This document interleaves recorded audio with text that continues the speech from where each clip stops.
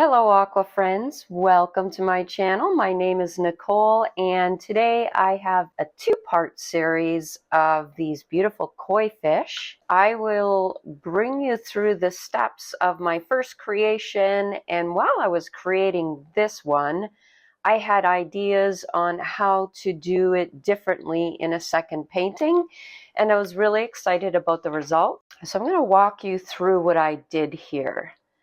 So as you know, I love to use the contact adhesive paper in order to mask large objects. If you don't have it, not a big deal. You could just take some masking fluid and mask out your fish. I had traced my fish on some clear tracing paper and then transferred it to the contact adhesive paper. So I cut both out at the same time and attached it to my watercolor paper. Now that the fish are masked out, I'm going to be working wet on wet to create the background. And I really wanted some movement in the water. The fish were kind of circling one another, and so I got the idea to paint the background in a swirling motion so that the water had a lot of movement to it.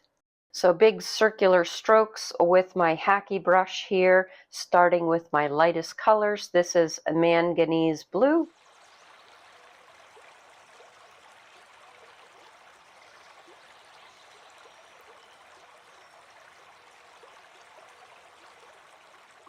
I'm coming in with my turquoise blue. This is a stronger blue.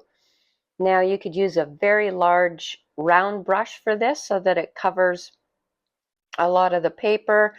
The brush that I'm using is actually a triangular brush. It has a very thin tip, and I absolutely love the strokes that this brush makes. I've been using it a lot. It's actually really perfect for waves and water movement as well. All the supplies that I'm using, I will have that in the description of this video.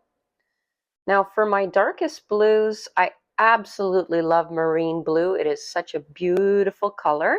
And I'm mixing that with some Perusian blue.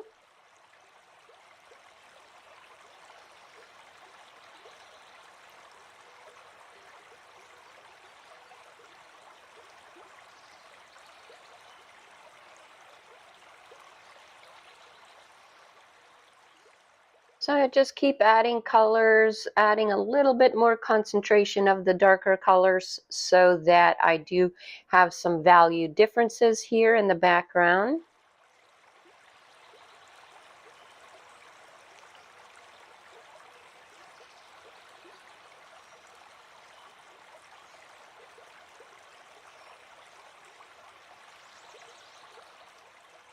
I have lighter areas and darker areas. Now my paper is drying. I'm using a fluffy dry brush to blend out some of these colors that aren't blending as well now that my paper's drying.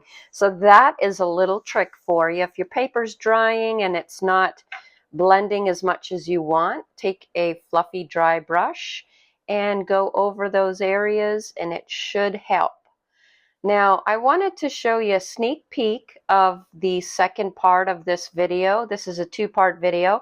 This will be next week's video of these fish that I made in a completely different way. So back to part one. You're going to let your background dry completely and then remove the masking. Now that I removed the masking, I'm just having a look at my reference photo and I'm adding in all the spots of the koi fish and the details with a pencil. I will not bore you with this part of things. I'm going to speed it up here.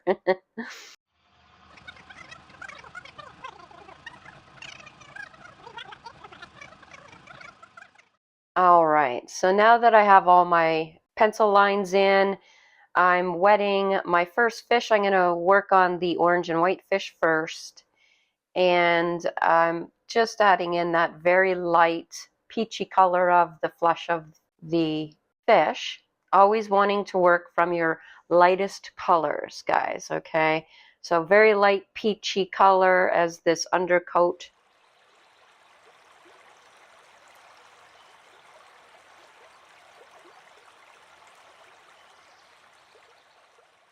So while my paper is still wet, because I have that initial coat on there, I'm mixing up my orange and blue because they're contrasting colors, and I will get a very nice neutral gray.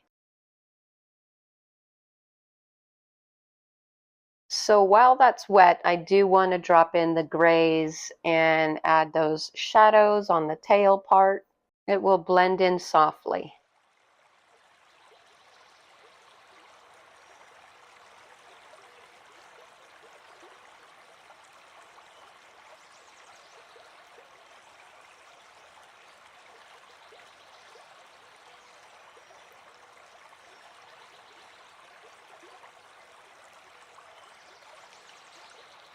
So I'm adding those same colors to the fins in the front.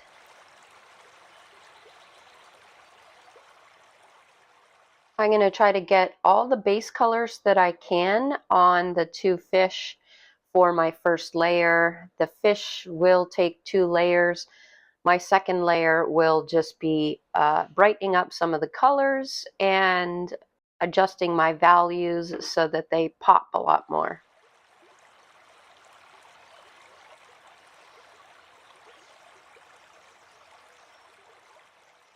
These orange and white koi fish, they're so pretty. So I am using transparent Pyrrole Orange for this from Daniel Smith.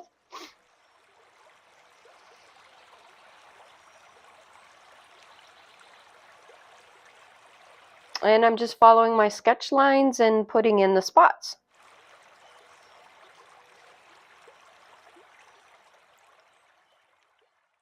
For the details of the fish, I am using my Black Silver Series brush, and it's a size 6.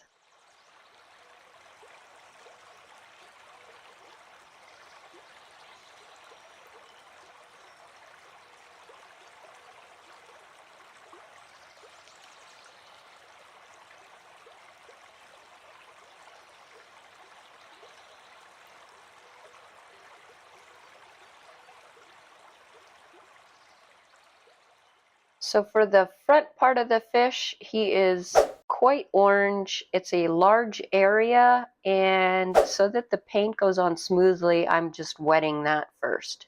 So a little coat of water here will help it spread better.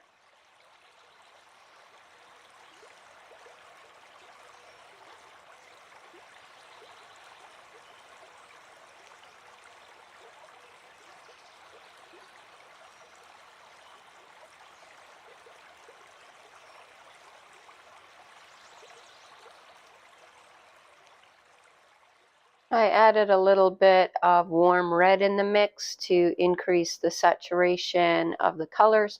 Now while it's wet, I'm dabbing in spots. Now these spots represent the scales on the fish, and it gives it a really nice texture.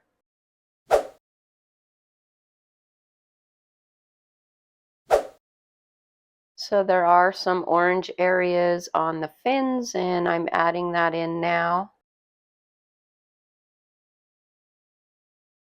I'm making sure that the consistency of my paint is not wetter than the area that I just painted. That you have to be careful, otherwise you'll create a bloom.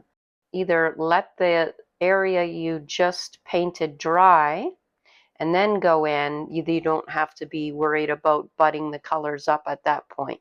So just a little tip there for you. All right, so moving on to my other fish. While my first one dries, I can start putting in the peachy colors of the other fish's face and the grays and the spots.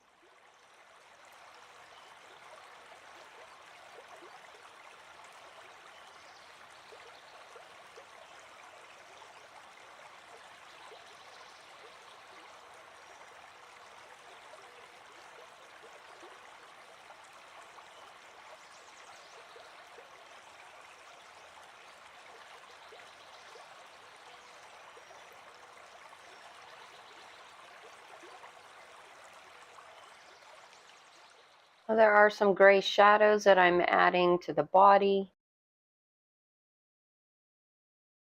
Now I'm dipping my paintbrush into the neutral tint. It is a very neutral gray color, and I'm starting to add those spots while it's wet and dabbing those spots in for the representation of the scales. It's going to blend nicely, it's going to be soft, and it adds lots of nice texture. So the darker scales that are black on the fish, I'm starting to add those areas following my pencil lines.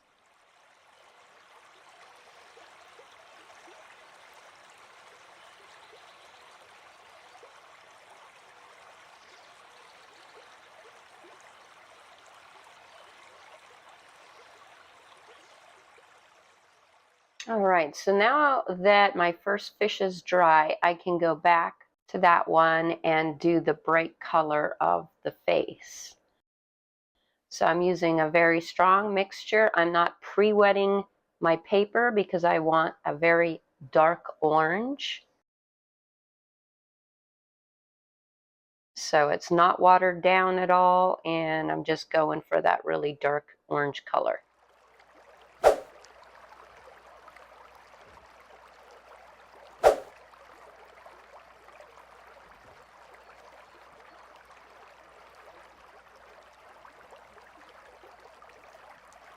Increasing the peachy color on the face of the second fish.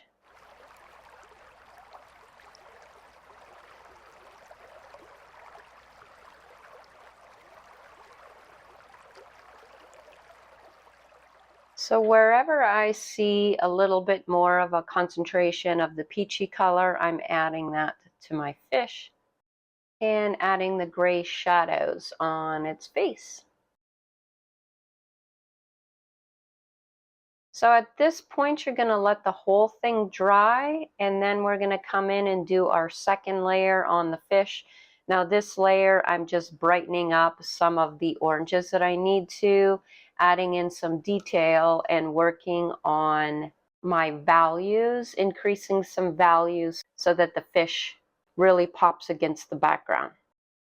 So on my second part to this video, I did move my overhead camera back some because my head keeps getting in the way, guys. I'm so sorry, but I do have to lean over to get those details in, and then it like makes the footage blurry of what I'm actually painting. It's very frustrating. So I think it helped when I moved my camera back, hopefully, for next week's video, to show you how I added river rocks to my background water and did the fish in a whole different way. So that'll be fun. So on the back of this fish, I felt that there is some warmth shining through, and I'm going to add some quinacridone gold and just get that a little bit warmer down the middle here. Now to blend in that yellow, immediately going in with my transparent pyrrole orange and darkening up that color.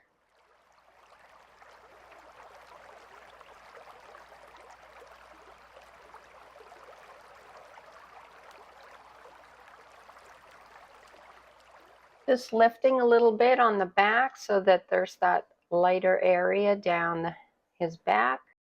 While it's still wet, it's a good time to come in with those spots again to represent the scales.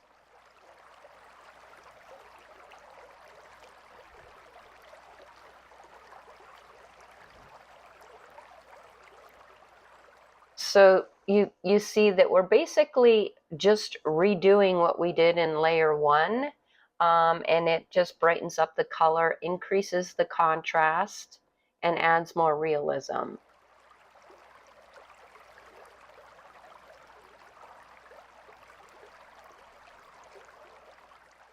Now I'm going to continue with that gray, and I'm going to go down the side of the fish because it's going to add more dimension and it's going to add shadows to those areas that are farther away from us.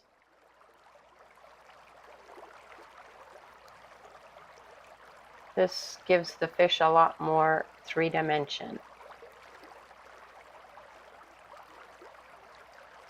Adding the back fin with some darker colors here, so that stands out more.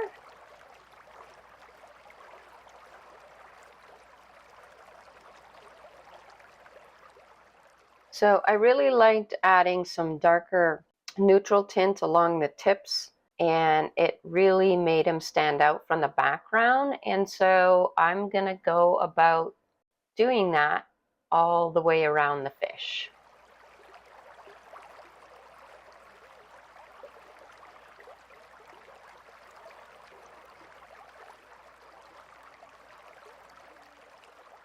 So I pre-wet first with a little bit of water and then come in along the edges so that the black just kind of bleeds in. Neutral tint, not black, I'm sorry. I'm doing the same thing with all the fins, the tail fins. And I do like how that really makes it pop more against the background. Now, of course, his eyeball, I'm getting that in there. I have a very fine tip to my brush, as you can see, so I don't need to change to a detail brush. These Black Silver series brushes are so fantastic for that. A little bit of opaque white here for the whiskers of the koi fish, catfish.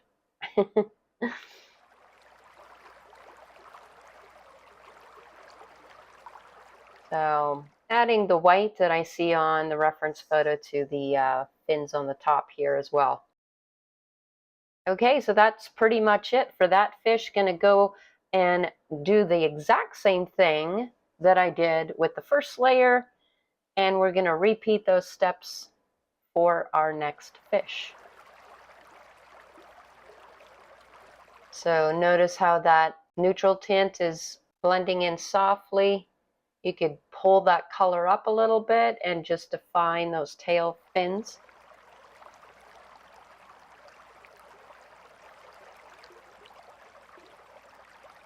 The spots are darker, so I'm increasing the saturation of the scales for the second fish.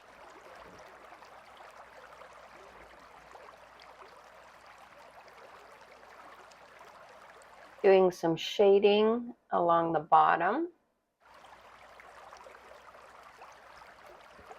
Now notice with the perspective of the scales on the right-hand side, they're smaller and not as thick.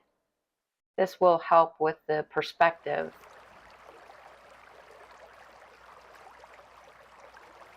So I'm going to continue my shading for all the fins. Again, putting the eyes in, whiskers. You guys just created a masterpiece. Congratulations. I hope you enjoyed this step-by-step tutorial and give it a try. And stay tuned next week where I'm going to show you how to do a 3-dimensional painting with river rocks. Thanks for watching. See you guys next week.